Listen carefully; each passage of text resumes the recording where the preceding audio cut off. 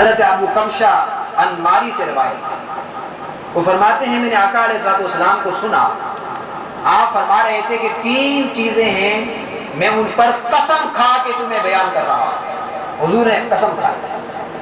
فرمایا کہ ان کے بارے میں ایک بات بتا رہا ہوں، اس کو یاد رکھو۔ فرمایا ما نقص مال عبد من صدقہ، حضور نے قسم کھا کے فرمایا کہ صدقہ و خیرات کرنے سے مال کم نہیں ہوتا۔ اب اللہ کے رسول قسم کھائیں تو اس سے زیادہ کوئی پھر بھی کوئی ابہام رہتا ہے؟ حضور نے فرمایا قسم کھا کے کہ صدقہ دینے سے مال میں کمی واقع نہیں ہوتی۔ دوسرا فرمایا ولا ظلم عبد مظلمۃ صبر علیہا الا زادہ اللہ عزا، جب کسی پر ظلم کیا گیا، کسی نے کسی پر زیادتی کی اور اس جس پر زیادتی کی اور اس نے صبر کیا تو فرمایا اس صبر کرنے والے کی عزت اللہ نے بڑھا دی، صبر کرنے والے کی عزت اللہ نے بڑھا دی۔ وقت کم ہے، میں اختصار کے ساتھ فرمایا اگر کسی نے اپنے اوپر سوال کرنے کا، مانگنے کا دروازہ کھول لیا، وہ ہر ایک سے مانگتا پھرنے لگا، تو فرمایا اللہ فتح اللہ علیہ باب فقر، تو اللہ نے اس پر فقر و فاقے کا، تنگ دستی کا دروازہ اس کے لیے کھول دیا۔ وہ جتنا مانگتا چلا جائے گا اتنا تنگ دست ہوتا چلا جائے گا، اتنا فقیر بنتا چلا جائے گا۔ اور فرمایا کہ دنیا میں 4 قسم کے لوگ ہیں، یہ دنیا 4 قسم کے لوگوں کے لیے ہے۔ حضور نے فرمایا ایک اس آدمی کے لیے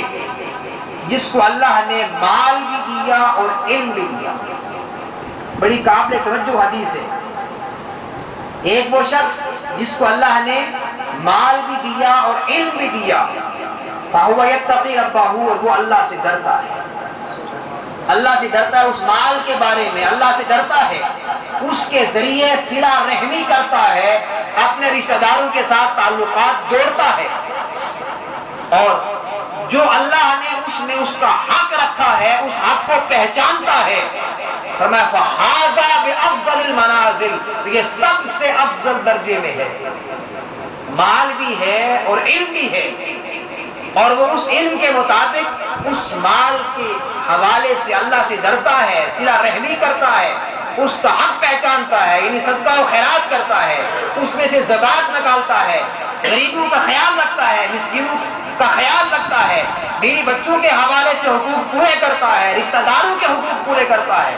جو اللہ نے اس پر حقوق رکھے ہیں وہ سارے حقوق پورا کرتا ہے۔ فرمایا وہ سب سے افضل درجے میں ہوگا۔ اور دوسرا آدمی جس کو اللہ نے علم دیا لیکن مال نہیں دیا،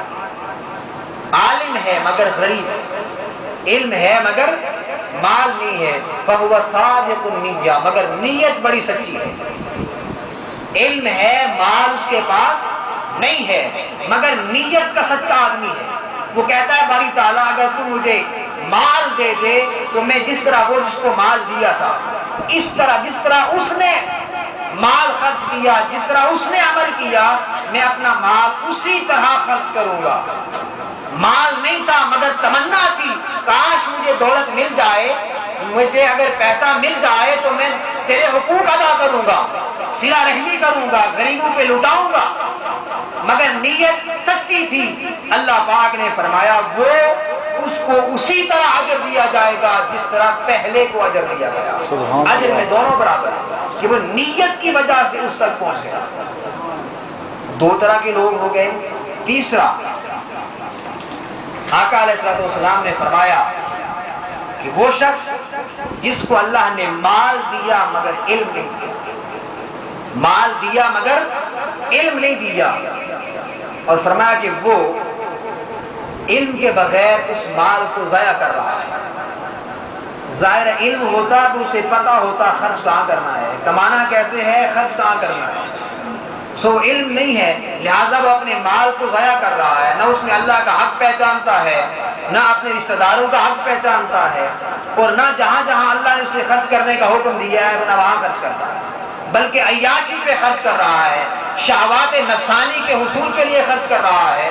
عیش و عشرت کی زندگی بسر کرنے کے لیے خرچ کر رہا ہے۔ اس کے سامنے غریب تڑپ رہے ہوتے کرتے ہیں مگر وہ اپنی عیاشی کو ترجیح دیتا ہے،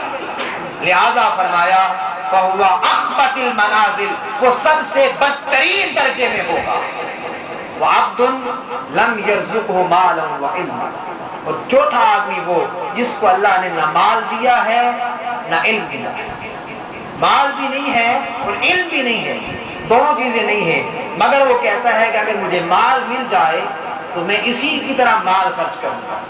وہ جو عیاشی میں خرچ کرتا ہے، اگر مجھے مال مل جائے تو میں اس کی طرح مال خرچ کروں گا، میں بھی بلڈنگیں بناؤں گا، بنگلے بناؤں گا، کوٹھیاں بناؤں گا، اتنا کچھ خریدوں گا، یہ کام کروں گا۔ اب وہ سارا کچھ اسی دنیا کے حوالے سے سوچتا ہے، لہذا آقا علیہ السلام نے فرمایا وہ اپنی نیت کے باعث اس کے ساتھ مل جائے گا، اور یہ آخری دو ایک درجے میں دونوں گناہگار ہوں گے اور دونوں کا گناہ ایک جیسا۔